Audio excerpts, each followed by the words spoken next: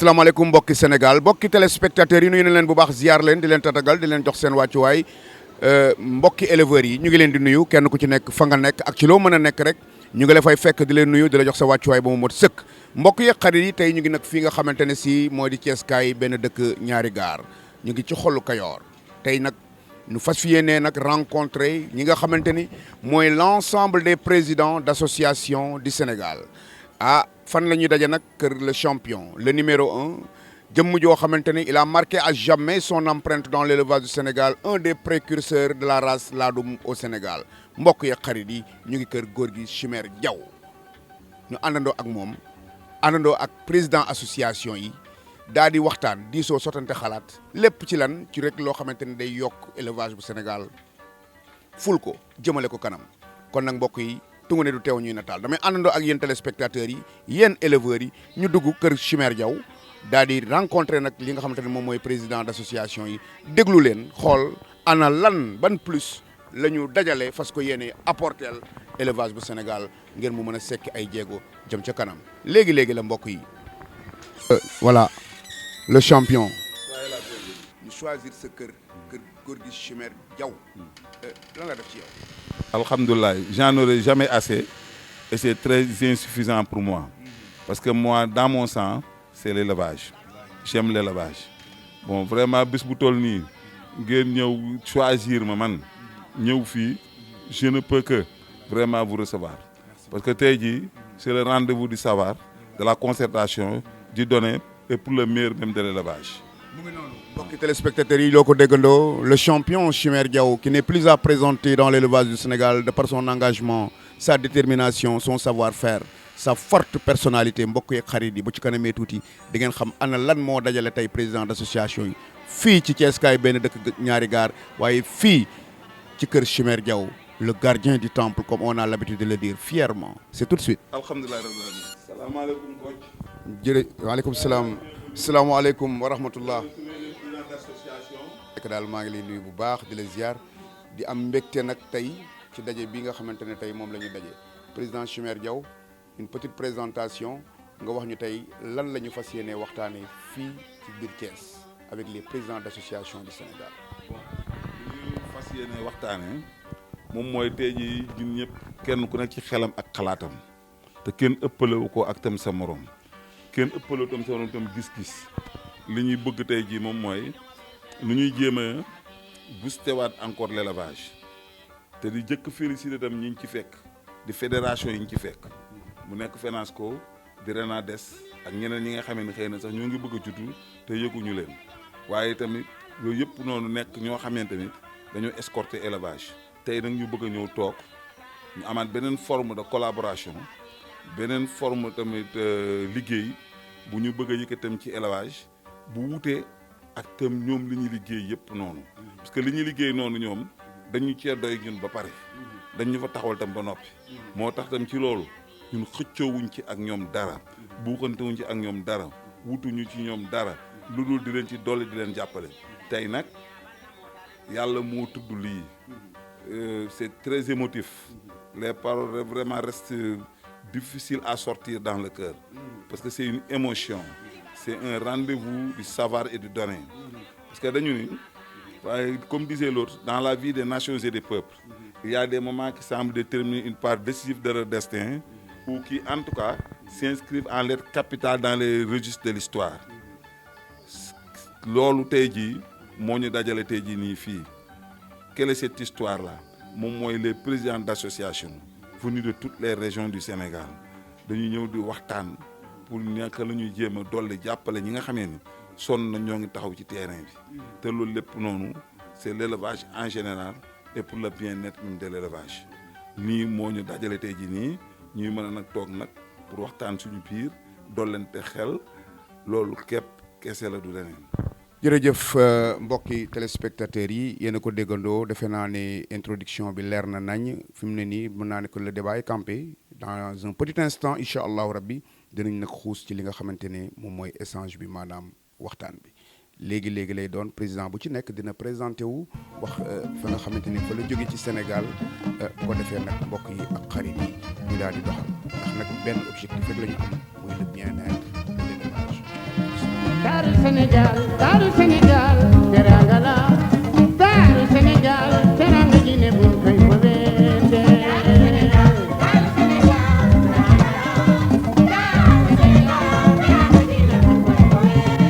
daaru Sénégal teranga la daaru Sénégal teranga ji ne buñ koy fobeete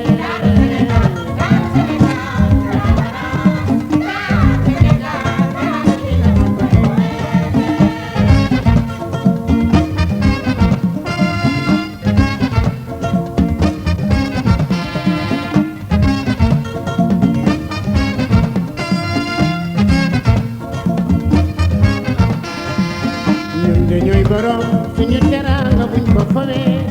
daaru Sénégal teranga ji ne buñ koy fowee auzu billahi mina sheytaani rajim bismillahi rahmani rahim alhamdulillahi rabbil alamin su ma ko yemalee foofu mooy sant bu wér la ndax dañuy def suñu tàllalee suñu loxo ñaan suñu borom may ñu sant ko ci baatu alhamdulillahi rabbil alamin suñu tàllalee suñu loxo ñaan ko mu xañ ñu sant ko ci alhamdulilahi xataataarda ñoo ngi sant suñu borom su doonte liy ñëw mu neex ak mu naqari xamuñu ko waaye suñu tàllalee suñu loxo ni bisub tey jii mu di lu rëy lu màgg lu kawe loo xamee ni toir fu kàll macha allah da doon xasante xamuñu fu ñu koy wokkee ñun ñu tëb yëg ko ba di ko wokk mu doon njariñ ci ñun ñëpp ni dañu naan alhamdulilah wa shukru li yéen sama mbokk yi samay am di jàmm yi sama ñi nga xamee ni ñoo bokk bëgg-bëgg ñoo bokk xol ñi nga xamee ni dama ñaan àndandoo ak yéen ngeen àndandoo ak man ci lépp loo xamee ni dañu ko bëgg ci suñu borom ak tamit suñu àdduna yàlla defal ñu ko maa ngi leen di nuyu kenn ku nekk turam ak tam ci santam di leen màggal di leen tatagal bés bi ne dafa rëy trop li ko rëyal moom mooy ñun dañu jël initiative mu nekk les présidents d'association man Ousmane Chimère Diaw mi ngeen fekk si fii Thiès ñu di wax Chimère Diaw pas Chimère léegi lañ dafa changé ndax dafa commencé màggat man sama bopp bés bii ci man ni mu rëyee ak fu ni mu kawee ci man fa tuwaar fu kàlla macha allah parce que yëg naa kenn ku nekk ci yéen seen gëddaam yëg ni mbooloo ma nekk ci ginnaawam jiital leen mu mel ni tey jii mbooloo moom ku ci nekk soo woon mbooloo mi stade bi dinañ ko fees ndax nag élevage suñu borom moo ko barkeel moo ko màggal moo ko tatagal aussi initiative bi mi ngi jóge ci Kocc ku ci dugg moom moo la woo dugal la ci te ni mu ci dugal ñëpp fa tabaarkalla macha allah yaakaar gu rëy ak xel mu dal ak tamit macha allah espoir bu rëy moo tax mu dugal la ci dugalu ci kenn tamit te tam nekkul coobaram wala neexu ko ñi mu ci dugal ñëpp ñoo ci ànd ak moom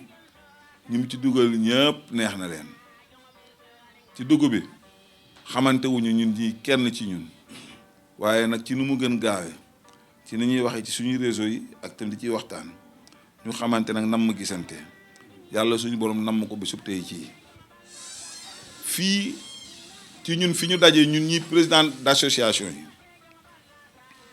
la ñuy leeral benn mbir pour yokk fit ku nekk ak tamit dooleel ku nekk pour tamit mu jege si ñu ni ñun kat ñañu joxoon baat démb tey lañ leen ko gën a jox mu nekk fédération yi nga xamee ni dafa formé woon benn di Renades ñaar di FENASCO te lañ leen wóolu te jiital leen ci tey lañ ñu ci gën a doy te yàquñu ci dara ñoo ngi leen di féliciter le président Abou Kane ñoo ngi koy féliciter ci li mu def sax ci élevage ak jéego yi mu ci def jëkk balaa muy jóg dajaleñ pour nañ leen àndandoo di wut ak tamit di àndandoo ci di am loolu tamit rakkam ñu wax Omar Sow ñu feelu ko tam ci loolu te kenn yàqu ko waxuñu leen ko tamit parce que tam dañ leen a ragal waxuñu leen ko parce que tam dañ leen di raay ni loolu su amoon ñun ñii ak bijjaaw yi ñu yor nii nekk ay mukallaf du ñu ci fekk parce que nag organisation yu bari dugg nañ ci clandestins moo xam ou bien syndical kon ñun ragaluñu wax dara lutte dañ ko fekk baax mais tamit ñun lu constructif tam dañ ci àndandoo tam di ko def ak tam di ko wax kon ñoom su dee ñoom dañu ni tey 1 ni FENASCO ni 2 ni RENADES tey jii ni 3 ni ñun les présidents d'association suñu daje bi nag la ñu xamagul nag ñun nan la ñuy doon ba xam ndax association la ñuy doon regroupement amical wa ila syndicat dinañ ko définir léegi ci kanam nii tuuti ci kaw léegi loolu suñu orientation lii képp kese la mooy élevage ginnaaw ñoom fi ñu taxaw ni ci fédération taxawul ñu fi dafa laaj léegi na ñu def ay grands projets porteurs de grands projets porteurs yoo xamante ji dafay gën a booster waat encore ñoom seen liggéey gën ko feeñal gën ko fësal gën a leeral tamit ci tamit lépp lom tamit moom dañu koy dox mais du ci wàllu ñun dañ ciy xeexuñu benn ci affaire yu mel noonu ñun remarqué nañu ni xar yi économie wu Sénégal yëpp léegi mu ngi ci élevage mbooloo mi fu ñu demee ba xar di jar 20 millions 30 40 millions te kër nga koy tabaxee lu gën a tuuti loolu di jënd yeneen i jur ci yeneen fukkam wala téeméeram te tam doo jot loolu mooy xar suñu borom am na fu mu ko indi ci kaw léegi loolu ñun suñu daje bi dañuy dajaloo pour jéem a xool xar yooyu ñuy daje xar yi ñu yore nii suñu biir kër yi te malfaiteurs yi di ñu bàyyi ñun ba ñu nelaw guddi ñuy yéeg di ñu fekk si suñu diine may ñu ñuy jël fetal di tiim suñu moromu julli di ko rey muy wéqu suñu kanam mu mel ni léegi ñun su lii su taxawee ñu solliciter maison d'éleveur ou les maisons d'éleveurs nga xam ne day mel ni hôtel su demander état moom mi nga xamee ni am na pouvoir wu jox nit fetal te dara du ko ca fekk ñu demander ko ñu koy garder nga xamee ni ñun danañ dem ba amee ni xar yi sax mën na leen génne kër ga ñu yóbbu leen ñu am hôtel comme ni nit ñi amee hôtel ñun ñu di leen fay fekk mu di suñuy daje benn ñaareel ba xar yi léegi ginnaaw dañoo jar njëg yu ni te toll dafa laaj assurance su xar yi ñu waxtaan ci tamit parce que léegi da ngay jënd xar mal transporté ak li nga ko jënde suñu borom moom ko ñaata xaalis moo dem nga jënd xar ak tamit la muy jar ñu jóg wëlbatiku moom ci boppam malfaiteur ñëw jël ko nga toog amatoo dara parce que fekk na def ko ci économie yëpp ñu ne nañ wax tam ci assurance su xar yi. tamit ci kaw léegi loolu ci xar yi foire yi d'accord nañ ci ñoon ci ni ñu defee ak ni ñu ko organiser dañoo bëgg tamit léegi ñun tam ñun mu am beneen forme de foire contre ñu seen foire ànd nañoo ak ñoom ci loolu dañ ciy dem te dañ ciy participer. waaye da nga foire boo xam ne léegi xar mi ñëw di concourir ci foire benn na indaale production parce que dañuy def ni xar mi su rombee wala mu gañee moo mën ci xar yi ñëpp dañu dee riir wuti ji ko mais est-ce que dina jur boppam est-ce que dina jur lu mel ni moom ñu évaluer production yi moo tax léegi ñu ne dañoo bëgg ñun hormis su suñu foire nii ci wet gi gauche ñu organiser na benn foire bam tam day àndandoo ak production muy évaluation ñu bëgg tamit pour tam jox tamit doole éleveurs yëpp pour xëcc leen tam ci itam loolu au lieu que ñu naan le premier ou bien le deuxième ñu ne les 10 premiers mu leer naa ñu ne suñu nee les 10 premiers te man ma doon nakk sa nakal ndax man lii wala le ragal ñëw ñu gañe ma mu doon gàcc ci man samay xar kenn dootu ko seetati man dinaa am fitu ñëw ndax dinaa am yaakaar ne kat suñu boolee ma ci les 10 premiers man dinaa ci mën a bokk loolu tamit lu rafet la tamit ci élevage bi ñu xool tamit beneen projet ñu ni nañu xool un projet sylvo-pastoral et restauration de sol ñu xool ni tey ji xar yi ni nit ñi feebare la xar yi feebar ndax la terre est malade dañ ko engrais ndax agriculture intensive bi ñuy def ngooñ mi na mu doon saf ak la mu doon indeetu ko raakal ba kazalika mboq meeg aliments yi ci am yëpp noonu te léegi su ñu jëlee ay xar am maison d'éleveur am ñu ay pâturage yoo xam ne ñun dañ ñu koy daal di autoriser jox ñu ko état bi jox ñu ko ñu mën fa sàmm suñu jur def leen fa ñu am ay abri mobile yoo xamee ni déchets xar yi day enrichir sol bi su ko defee mu ñuy ñëw cultiver seen ginnaaw mu nekk culture en bio boobu ñun wéral ñu ñun ñii tam di wéral tam xar yi tamit à la longue su hivernage ji ñëpp ñu bay ci ngooñ ba tey itam loolu tam lu baax la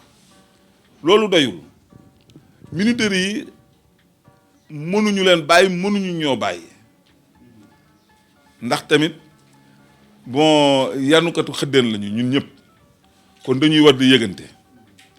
ñu war a d'abord tam waxtaan ak ñoom sur la quantité même des sacs parce que quand tu achètes un sac d'aliments tu as tendance à acheter un sac de 50 kilos tu as acheté un sac de 40 kilos te yow li ne sac de kii moo tax suñu la nga ne kon de wax dëgg ci yàlla war na koo jar mais te suñ ko defoon 50 kilos dañ xam réellement sac bi ñaata la war a jar pour ñu xam baam ndax ñoom débordé nañu wala débordé wuñu bon aliments yi du wutee nañu te dañu war a aliments yi dañu war a wutee kon parce que xar bii nàmpal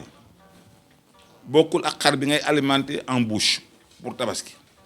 bokkul ak xar bi ngay maintenir yooyu yëpp noonu te ñoom dañu naan rek moom dafa mel ni seen aliment bi lépp la à la fois te loolu mënut a nekk su loola weesoo ñoo ngi jënd aliment te duñu gis date de péremption loolu est-ce que loolu dëgg la loo xam ne aliment boo xam ne mën na périmé ñu jox la ko ah nga jox ko sa xar ak tam produit toxique yi ñuy def nii mu dem ba mu am leneen lu mu indi yooyu yëpp ce sont des idées léegi nag mbooloo mi nañ ñuy ñëw nag ci nag lan mooy coopérative mooy ñu dajaloo pour jënd ci wala wuuti ci dara parce que li ñu naan en gros wuute na ak détail loolu mën di coopérative ci wolof te tubaab moo yéen soo nee coopérative ñun suñu kàllaama tubaab la ñuy bind coopérative noonu la ko tubaab définir association moo di comme ni ñuy dem comme yéen duñ leen ko jàngal gannaaw yéen président association ngeen ko sax duñ ci tardé nañ leen ñëw ci syndicat mooy ay liggéeykat yuy jóg di revendiquer amuñu ceinture de sécurité heure yi ñu di wàcc baaxul seen salaire yi yokkuwul ndax ñun ñoo nga foofu ba tey ñun ci ñun éleveur ndax ñun foofu tam lañ nekk ñu ne léegi nañu indi amical mooy ñu déggoo àndandoo mu mel ni avec yi ni mu tëddee léegi nii suñu mbokk jigéen yi di ciy yëngatu ñuy daje di cotiser di xaar dara wala kenn ku leen ci yokkal dara ñu for ca dara bokk daal di bokk séddoo ndax ñun loolu la ñu seet bam ndax ñun loolu ñoo ngi ca fédération moom mooy ay association yoo xamee ni dañoo formé wu ba pare daal di dajaloo ni léegi nag nañu dajaloo ci benn kuréel mu nekk fédération mais fédération yi mën na bare ci réew moo xamee ni dafa toll ni Sénégal benn fédération rek su dee mën na ci am dina ma jaaxal xam nga ndax lan wala boo ku doon expliquer pour nga mën a comprendre su ci loolu doon am xanaa kon benn association rek mooy am Dakar yëpp ou bien benn association rek am Ndar yëpp région de Saint-Louis mais da nga gis ay association yu bare formé wu mooy yéen ñii ñëw nii tey jii ci kër gi pour ñun ñu daje kon fédération du benn rek moo doy pour représenter ñëpp du ñaar rek mooy doy mën nañ ko dàbbali di ko dàbbali ba kenn te tam du yàq liggéeyu kenn ndax foog naa li ñu fi yëkkati du kenn ku ñu xeex ci domaine yooyu ndax domaine yooyu ñuy wax noonu gisaguñu ku ci yëngatu noonu te ñun suñ ci yëngatoo noonu day doon lu bees léegi nag comme que tamit dañuy ragal ni tam ñun suñu defee fédération dañuy tas ay fédération te regroupement xaw a nuroog fédération di màcc ni fédération kon moom ci boppam parce que regroupement moom mooy regroupement tey ji des présidents d'association su dee loolu mën na nekk tamit kesaaleka parce que dafa mel ni association yéen dañ leen a jiital ngeen dem ci fédération bi joxe seen caution ni bokk naa ci fédération bi mais su la neexalee ngeen regroupé wu di waxtaan ak tam fédération yi sur vos projets ak tam li ngeen bëgg parce que ba tey ji président yi ñoom dañ lay jiite rek ñu fédération mi ngi nii loolu du ñu ci dugg te du ñu ci sore loolu lépp noonu nag day laaj kenn ku nekk ci ñun ci xel ak xalaat mu xool ko ñu niit ko ñu seet ko lu ci nekk te nekk lu dëgg te lu wér ñu dëggal ko nekkal ko lii moo doon ci en prélude suñu waxtaan tey jii fii ñuy yëkkati ko di def nag ay échange boobu nag dañu ko war di ko seet di ko carbet léegi ñu dem ci man mi leen recevoir tam fii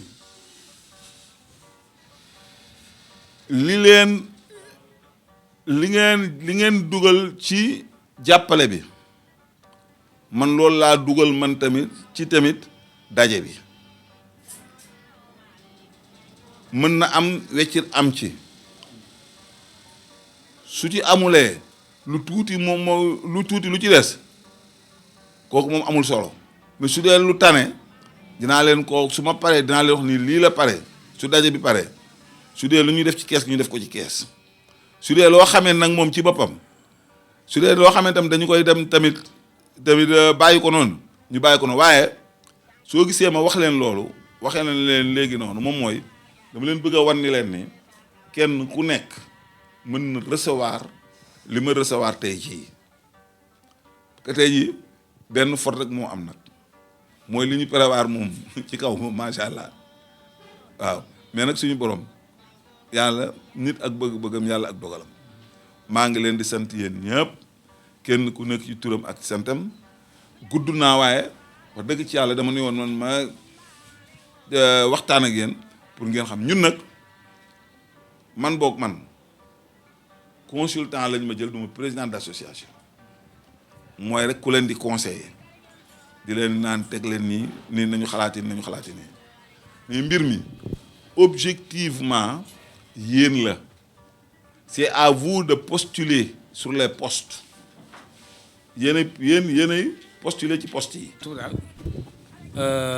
l'essentiel est dit Chimère li ñu waroon a wax yëpp pour introduction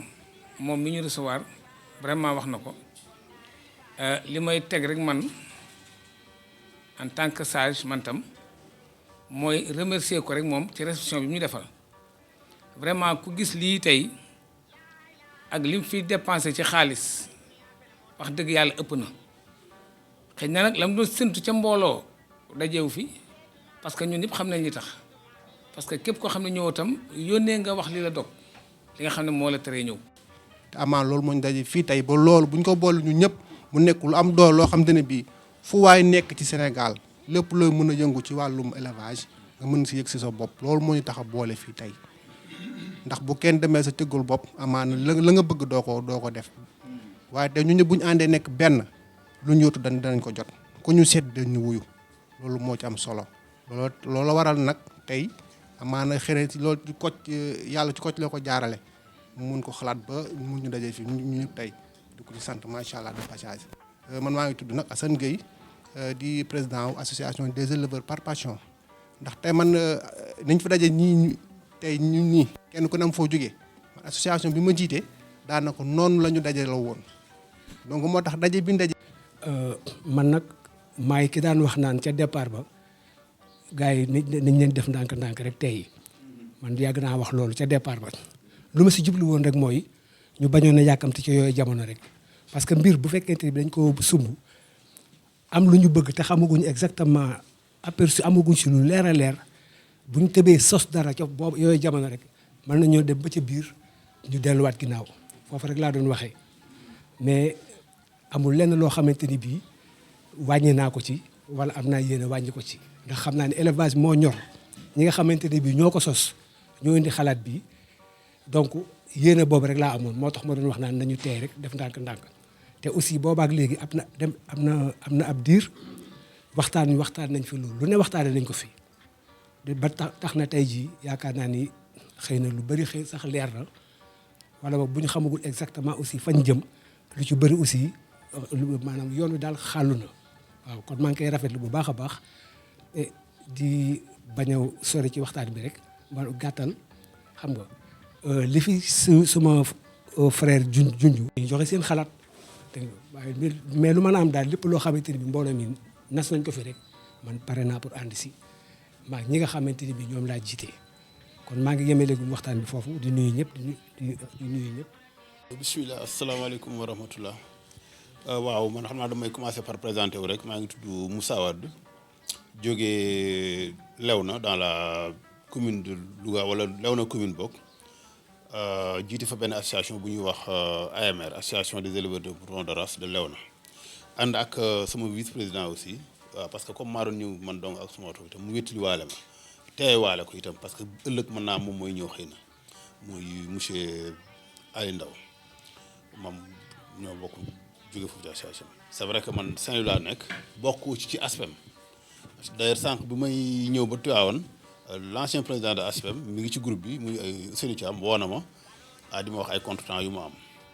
donc représenté wu ma fi certes ASPEM waaye nag mën naa leen a dem rendre leen compte incha allah donc di rafetlu jotaay bi di jëkk ci di masaw Grand Chimère di ko wax ni dalal bi am na solo mais aussi di encourager Kocc ci initiative bi nga xam ne jël na ko boole l'ensemble des présidents d'association d'éleveurs du Sénégal muy initiative boo xam ne am na solo trop trop trop trop. asalaamaaleykum wa rahmatullah maa ngi leen di nuyu di leen ziar di nuyu Pa Chimère mi ñu dalal fii di nuyu suñu notable yi vraiment suñu doyen yi di nuyu Kocc aussi di nuyu membres yi association président association yi man du ma def lu dul rafetlu initiative bi te man wax dëgg yàlla dama kontaan parce que su ma xoolee ku ma ci gis rek man dama xam ne ki càmm moo ko ñor te boo ndaje boo si ni mu demee nii man dal na sama xel ndax am na mag am na ndaw te mag yi ñoo yor xel yi ndaw yi peut-être ñoo yor doole ji moo tax daal dañuy ñaan rek lépp luñ ci bëgg rek yàlla nañ ci am lu koy suñu njort te comme ni ko ñi ma jiitu waxee tamit maanaam président association yi ni ñu ñëwee nii man je crois que nuñ ko mën a di tuddee rek yaakaar naa benn objectif bi mooy que ne élevage jëm ci kanam. maa ngi nuyu sama naataango président yi ma fekk tàmbalee ko ci suñu bàyyi Pa Chimère Père Guèye xam ne moom ñoo nekk ndoo Kaolack mënu tudd Baye Jean Mbaye di président Agaro association pour la gestion et l'amélioration de la race ovine ñu nekk ñoo xam ne wax dëgg yàlla Kaolack la ñuy yëngoo te it biñ ci waxtaanee man ak Cheikhouna moom moo fexe ba ma dugg ci groupe bi par le biais de Kocc donc maa ngi santaat ñëpp rek tey rafetlu it bu baax a baax jotaay bi. nuyu ku ci ne ci turam ak santam di nuyu Pa Chimère mi ñu dalal ak Père Guèye Mole di jaajëfal Kocc ci initiative bi mu jël ba dajale ñu fii ñun ñëpp di ko ci jaajëfal bu baax ñu dëkk ginnaaw raay sama xarit la ànd nañ depuis xale ba léegi maa ngi tudd Ahmed Sall di président rek regroupement des éleveurs de ginnaaw raay bon waxtaan wi am na solo torop ak idée yi ñu fi dégagé c'est pertinent te defe naa ni daanu dajul suuf mais répétition yi defe naa c'est pédagogique comme niñ koy waxee. turam ak santam idée bi ñuy wax nii dama ciy rafetlu ndax bi ma ko coach waxee ba léegi chaque jour sax damay sonal coach ne dañoo war a gisee ndax bu yàlla defee ñu gisee tey dañuy war a waxtaan loo xam ne mooy jëmale élevage kanam ndax yaakaar naa ne élevage ci kanam la jëm dematul ginnaaw toujours kanam la jëm ndax keroog rek ñu ngi dajeek ministre mu ne ñu képp ku am jàngat war ngaa xam ne élevage ci kanam la jëm ndax jóge nañ ci pandémie boo xam ne gis ñu fenn fu ñu waxee ne éleveur dem leen toogi seen kër usines yi tëj nañu bureau yi tëj nañu mais éleveurs yi moom ñu ngi continuer rek seen activité donc élevage day doon kanam la jëm. waaleykum mbooloo mi balaa ma wax yàlla ñu yàlla may jàmm yàlla ñu yàlla defal jàmm yàlla moom jàmm moo ko am yàlla ñu ko yàlla defal yàlla ñu yàlla defal mbooloo mu sax ak déggoo parce que dama yaakaar ne lu ñuy wor nii yëpp loolu la mbooloo mu sax ak déggoo mbooloo mu déggu parce que mbir mi yëpp déggu la ñun déggoo rek yàlla jàppale ñu mu sax président Simer yéen a ko dañ leen di sant rek waaye dañuy saalita xam nga mbooloo moo gis noonu lay demee rek mbooloo moo gis itam dafa am fu muy sosoo kër goo gis itam dafa am fu muy sosoo yéen ñi nga xamante ne yéen a ko sos yàlla na yàlla defal mucc ak teraanga àdduna ak dooley pos Fimela ànd ak sama président nag parce que dama am ànd ak sama président boo xamante ne moom moo ma uuf moom la àndal bu pare dina présenté wu mais li may wax yi man sama wax moom. président Chimère ñu ngi lay sant man may Ibrahima Diallo président des éleveurs de la commune de Fimela en même temps nekk président association pour la promotion de l'élevage insulaire dans les îles. ñun xam naa am na ko sant ndaw ko nekk fii xaw ma ko woon sax yëguma ko woon gars yi bi ñuy wax yëpp ceeb bi la ñuy wax waaye kanam gi ñu woon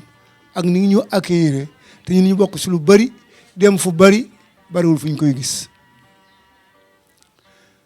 monsieur Kocc bi c'est un fin diplomate retard bi am na ñu si doon xaw a ñaxtu si laa bokk man waaye ba mu ñëwee na mu dugg see ba mu la introduire rek dañ ñëpp seen xol sedd. mbooloo mi maa ngi leen di nuyu di leen ziyaara di leen baalu àq di leen baal àq di ñaan borom bi tabaaraka taala mu boole ñu jéggal di wax rek alhamdulillahi rabbil alamin ndax lu ñu yàgg mébét te tey la ko yàlla door a dogal loolu donc jar naa sant yàlla bu ma la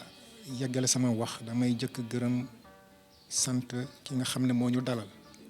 di Chimère Diaw Chimère ñu ngi lay jaajëfal di la ñaanal yàlla di wax ne loo man ren yàlla na nga mën lu ko ëpp lii ñu fi aña tey yàlla nañu reese suñuy kër wala sax bu ñu laa génn fi ñu reese fa mu bañ ñoo reese àllaaxira yàlla na ci yàlla musal yàlla na yàlla defal ñu jàmm ñun ñëpp te doole boole xol yi yàlla na ko yàlla defal. bokk naa ci njëkk am doom éleveurs yu bari xam naa ne waaye damay def benn témoignage ci benn jëmm boo xam ne bëgguma sax di wax ci moom parce que sama xol day tooy ak mbaaxam amul dayo amul fu mu yem Chimère muy toog li ngeen gis ci moom la muy def moo ci gën a lii moo ci gën a tuuti ndax man ci sama kanam may na ay nit ay xar ñu mat 80 personnes yoo xam ne may na leen ay xar sama kanam ànd naa ak moom ñu dem ci ay éleveurs yu mag ñu yëkkati seen kuy jox ko ba ci kuy bi ngeen gis nii tey kuy doomu kii bi waaw sama kanam dañ ko joxe te dañoo dajale kuy yu bari tànn bu ci gën a baax mu tax mu doon ku baax man may na ma xar man jaayal ma ko jox ma xaalis doon koo xam ne dafa bëgg nit nii mu mel nii la ma sa mel ça fait plus de 7 ans ma ngi ànd moom damaa déggoon turam nag yàlla boole ñu ngi ànd mais musuma gis mu changé soo gisee sax moom sànq bi ñuy joxee micro yi ma bañ a jël parce que man sama xol dafa doy. su ma waxee tuuti rek waaw mais dinaa leen xamal ne moom nit ku baax la te dinaa leen wax ne jabaram ku baax la parce que musuñu ñëw fii muy changé toujours suñu disposition la nekk maa ngi koy ñaanal yàlla lépp lu mu bëgg ci àdduna yàlla na ko yàlla di ko ñaanal njabootam di xam ne mooy laa amul mais lu wax rafetam moom mérité na ko. te sax suñu doyul woon sax xëccoowuñu ak ñoom parce que boroomi xel lañ comme ñun di defar muy baax ñuy juum ñu nit tey dañuy defar muy baax te du ñàkk tam ëllëg ñuy defar di juum kon moom fédération nañu ko dandal na le bàyyi ko ak ñoom waaw fédération ñu bañ ko tudd moom mii géyeen bi nee na association des présidents d'association ba tey sone na tuuti lu ñuy war a mën a def bon mais dafa xaw mel ni association bi dafay répété wu 2 fois te mënoo associé waat sans compter fédération bi dem na le man ci ni ma ko gisee ñu defoon léegi regroupement des présidents d'association dégg nga suñ saa wuñ defee regroupement parce que ñu dañoo nekkoon groupe ba noppi di dajaloo waat loolu tubaab regroupement la ko tuddee regroupement